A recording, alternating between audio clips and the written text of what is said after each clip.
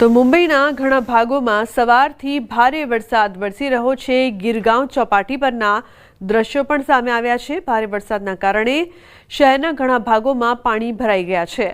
હવામાન વિભાગની આગાહી પ્રમાણે મહારાષ્ટ્ર સહિત ગુજરાતમાં ભારે વરસાદની આગાહી છે। તો માયાનગરી મુંબઈમાં ભારે વરસાદના કારણે જનજીવન અસ્તવ્યસ્ત થઈ ગયું છે। પાણી ભરાઈ જવાના કારણે પરિવહન સેવાને પણ અસર થઈ છે અને લોકોને અવરજવર કરવામાં પણ મુશ્કેલીનો સામનો કરવો પડી રહ્યો છે। હવામાન વિભાગે વરસાદને લઈને મહારાષ્ટ્રના ઘણા જિલ્લાઓમાં રેડ એલર્ટ જાહેર કર્યું છે। હવામાન વિભાગે એલર્ટ જાહેર કર્યા બાદ બીએમસીએ લોકોને ઘરમાં જ રહેવાની અપીલ કરી છે। હવામાન વિભાગના જણાવ્યા મુજબ બંગાળની ખાડી પર ઓછા દબાણના કારણે ઘણા વિસ્તારોમાં ભારે વરસાદની શક્યતા છે। पुणे, नासिक, गढ़चिरोली, सतारा, जलगांवમાં વરસાદને લઈને ઓરેન્જ એલર્ટ જાહેર કરવામાં આવ્યું છે। ભારે વરસાદના કારણે અંધેરી સબવે બંધ કરવામાં આવ્યો છે।